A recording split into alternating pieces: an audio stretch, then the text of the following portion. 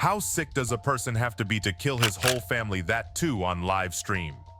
This is the story of 16-year-old Gavin Smith from Kanawha County, West Virginia, who killed his family of 4 with a gun on December 13, 2020, while on a video call with his girlfriend. Was Gavin mentally unstable, or was there any other angle to the story? Let's find out. A concerned friend of Gavin's parents visited their home on Cemetery Hill Drive after being unable to reach them for several days. Discovering the unlocked door, they entered and found a harrowing scene. In the master bedroom, Gavin's parents, 39-year-old Risa Mae Saunders and 37-year-old Daniel Dale Long, lay lifeless with gunshot wounds. At the bed's foot lay 12-year-old Gage Ripley dead from a gunshot wound. Later, police found 3-year-old Jamison Long in his crib, lifeless with a gunshot wound and a cut throat. The friend called the police, who prioritized locating 16-year-old Gavin Smith, a potential danger and prime suspect. Gavin and his girlfriend, 17-year-old Rebecca Lynn Walker, were apprehended for questioning. Rebecca initially claimed Gavin had suffered severe abuse from his stepfather, Dan, which led him to commit the tragic act. Police, however, found no evidence corroborating this story, casting doubt on Rebecca's account, and that's when they brought Gavin for questioning. You didn't wait on me, did you? Yeah. I just got it. I know. I don't really like wearing these flyers. Oh, you don't? No. If you guys want it, you can have it. Oh, no, I'm good. Apparently one of them 4 for 4 things. Then, There's this guy that we work with in our office. That's all he'll eat. The detectives tried to ease up a little with Gavin to make him feel comfortable and assure him that all they care about is his well-being, and they succeed at doing so. At the same time, they do not make any eye contact with him while they eat to maintain their position of authority. And this is just the right balance they wish to achieve with Gavin, where he is equally comfortable and fearful. What happened, because Gavin, a lot of times, we work a lot of these type cases where you have a kind of a toxic home life, you know what that means? Like, it's just, yeah, I get it. And we deal with a lot of families that the parents. Instead of directly hitting him with questions, the detectives want Gavin to feel like they understand his position so that he can easily open up to them without the fear of being judged by them. Therefore, they tell him how they get these cases about toxic families and abusive parents, and how children suffer. Well, sometimes they're unable.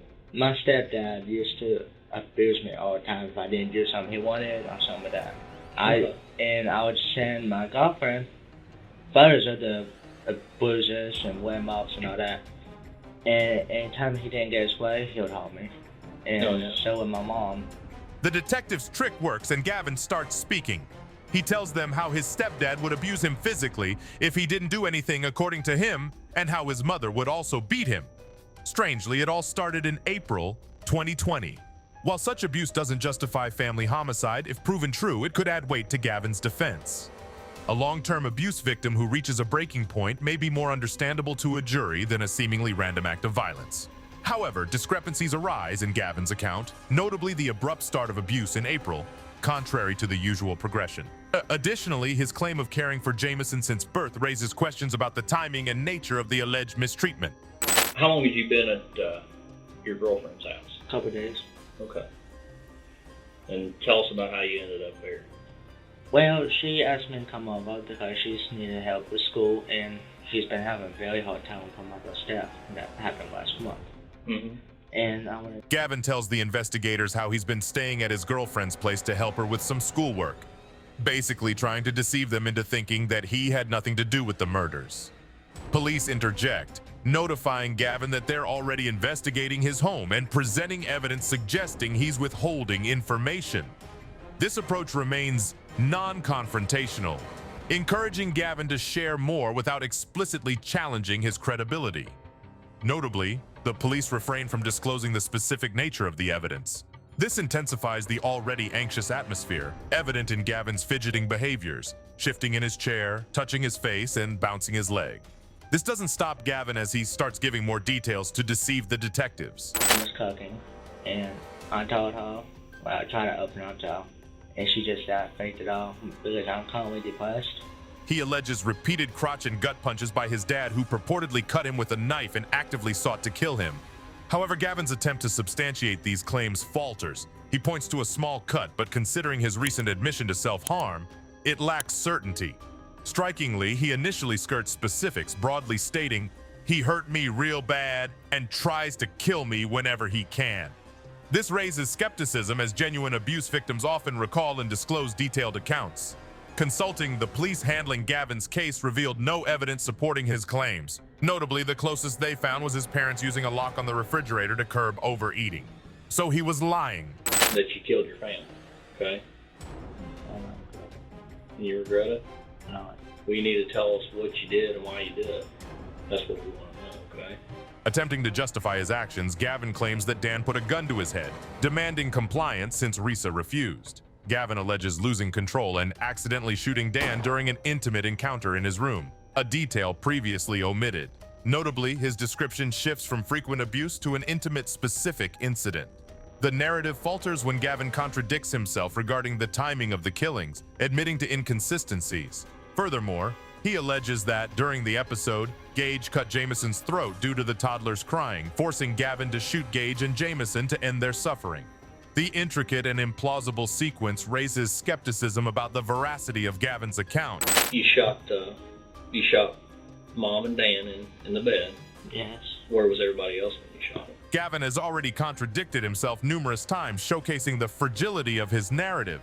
Recognizing his reticence to provide more information voluntarily, the police shift their approach, becoming more assertive and directly challenging his account. Although his story appears haphazard, every inconsistency identified by the police becomes a crucial point in a potential trial. Even in this admission of killing a toddler, Gavin attempts to maintain sympathy.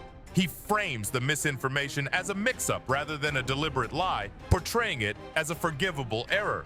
Furthermore, he tries to garner pity by suggesting he intended to harm himself with a knife out of distress. Through this narrative spin, Gavin tries to portray himself as a victim despite being the perpetrator.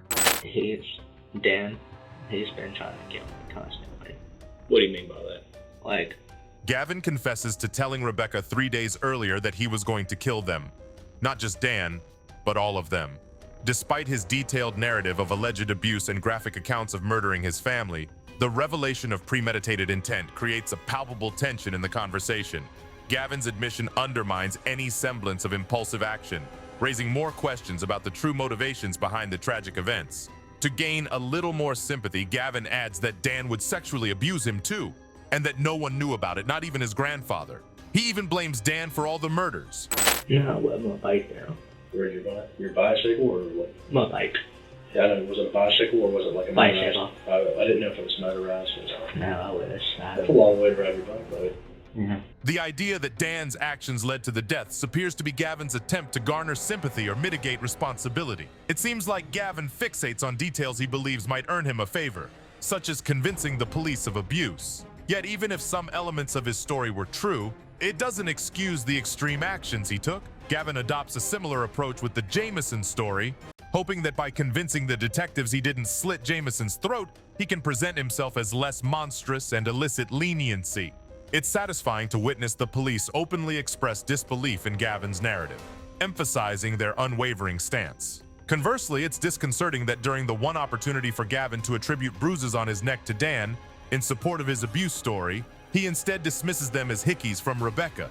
In the past 90 minutes, Gavin has demonstrated a consistent pattern of dishonesty with the police. He has recounted hundreds of easily debunked lies, many of which revolve around inconsequential details unrelated to the core of the case. Rather than exhibiting remorse or an inclination to come clean, Gavin continues to randomly interject expressions of regret. Despite the severity of the situation, Gavin's behavior suggests a level of obliviousness and perhaps a compulsive tendency to lie, even when facing the consequences of his actions.